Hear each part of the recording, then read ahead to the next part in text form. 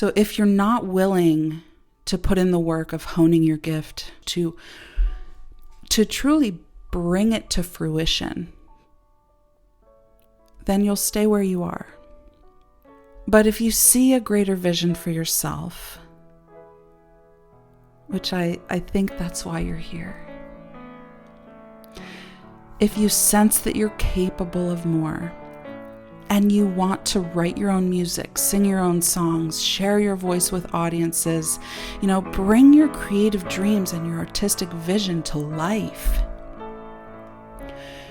then you owe it to yourself to put in the time and the energy and the devotion to your art. Today I'm going to shed some light on the truth about natural talent. You probably know that you have a gift, but that is only the beginning of the story. Welcome to Reawaken Your Voice. Are you tired of pushing aside your desire to sing, only for it to resurface again and again? Hey, I'm Lainey, voice and creativity coach, singer and songwriter. If you're ready to rediscover the freedom of creative expression, free from judgment, doubt, comparison, and fear, then grab that notebook full of ideas. It's time to give voice to the songs in your heart. Let's sing. Hey friend, before we get started, I just want to take a moment to invite you to join my email list. This is where you'll get my latest podcast episode every week, updates on all the exciting things I have in store for this growing creative space, and not to mention, you'll also get access to my free voice workshop to help you reconnect with your voice and reignite that creative spark, all in the comfort of your home, in your own time and space. For instant access delivered straight to your inbox, head to reawakenyourvoice.com/workshop. I remember a time very early on in my vocal journey when I thought it was a positive thing that I'd never had any formal kind of voice training. So when people asked, I could say, oh no, I've never had a voice lesson. And in my mind, it's like, oh, they'd be so impressed. And they'd be like, wow, so it's just natural talent. So that kind of reveals a little bit of my heart posture, but also how naive I was as to what I didn't know. Like I didn't know what I didn't know. I didn't realize how much growth was really possible, and that with a gift comes responsibility to develop that gift, hone that gift, work on growing and improving and just getting better and better. And that also shows another truth, that natural talent, yes, it is a real thing, the natural affinity for music and for singing, but it's also a skill set and something that you learn and improve and develop over time. So even if you feel like, okay, I have this gift, it's there, I know I'm talented, but I don't feel like it's where I want it to be. Well, that shows innately,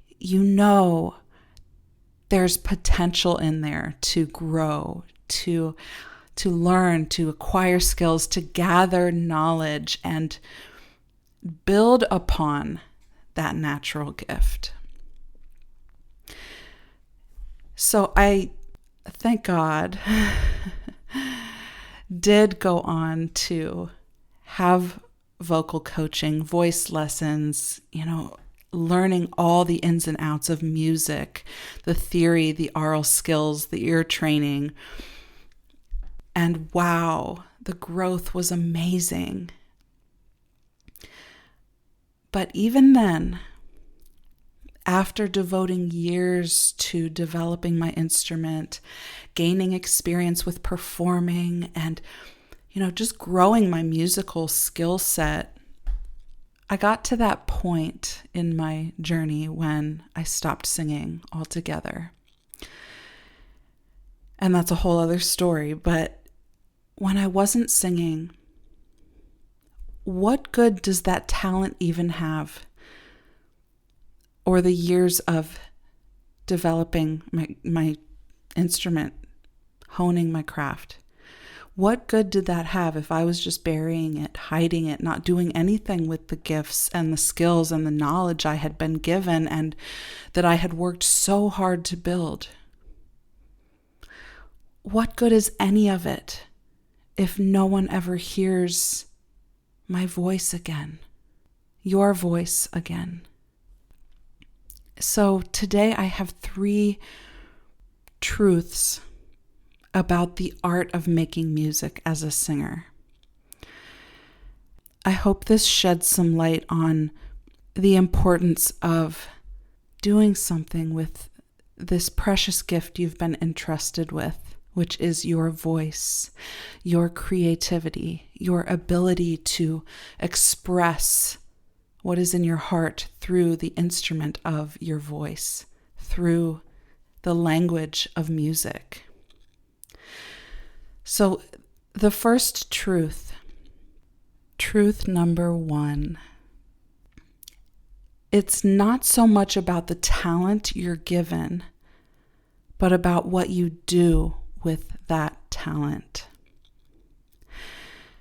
Perhaps you've heard the story that Jesus tells in the Bible about the parable of the talents. So just briefly as a summary, there is a master who is going on a journey, and while he's gone, he entrusts 3 of his servants with some of his wealth. This is referred to as the talents. So each of the 3 people are given talents to take care of while he's gone. And upon his return, 2 of them have doubled what they were given. They invested this wealth. They invested these talents, and they grew and developed as he was gone. So they were able to give back much more. But then the 3rd person held on tightly to the talent and buried it in the ground to keep it safe out of fear, so that when the master returned, the servant was able to dig it up and say, "Here, I'm giving it back to you. I kept it safe. I was afraid that I would lose it and you'd be upset that I lost it. So here, I'm giving it right back." The 2 who invested and grew the talents were praised and rewarded. They were given more. And the one who simply buried what they were given out of fear, they were scolded and reprimanded, and that gift was taken away. So if you look at the bigger picture, and you don't have to be a Christian to really gain the wisdom from this story. That wisdom tells us if you bury your gifts, they will dwindle away and you will lose them. But if you invest your time and your energy and your wisdom into creating more with what you were given, you will not only be rewarded, but you will be given more. You will be entrusted with more. And that just has exponential growth written all over it. And rewards come in many forms. So the question here for you is, Are you using your gifts? Or are you burying them out of fear? So what is one thing you can do right now to develop your gift, to nurture your gift, to begin or continue to grow it exponentially and create more with what you have? Truth number 2, raw talent will only get you so far. Without dedication and focused attention and the acquiring of new skills, building that skill set required to make the most of the gift you've been freely given. Without all these things, there will be no growth. There will be no forward movement. There will only be stagnancy and preservation. And maybe even not preservation. Perhaps through neglect, it begins to dwindle and slip from your fingers. So if you're not willing to put in the work of honing your gift, spending time developing the skills and gathering the knowledge to truly bring it to fruition, then you'll stay where you are. And if you're content with where you are, that's great. But if you see a greater vision for yourself, which I think that's why you're here, if you sense that you're capable of more, and you want to write your own music, sing your own songs, share your voice with audiences, bring your creative dreams and your artistic vision to life, then you owe it to yourself to put in the time and the energy and the devotion to your art. The truth is that hard work and dedication can surpass raw talent. I've seen it happen. There could be someone who is super gifted, like naturally they have a stellar voice. But if they bury it, of what value is that? Where on the other hand, if another artist has less talent, but is willing to put in the work, spends time and energy pouring into their craft, then they will be the artist who sees the fruit. They will be the one who creates value and makes an impact and will be given more. We see this. We see this pattern of wasted talent. And it is this inner fear of many artists. I've experienced it myself, this fear of not using your gift, of wasting it away.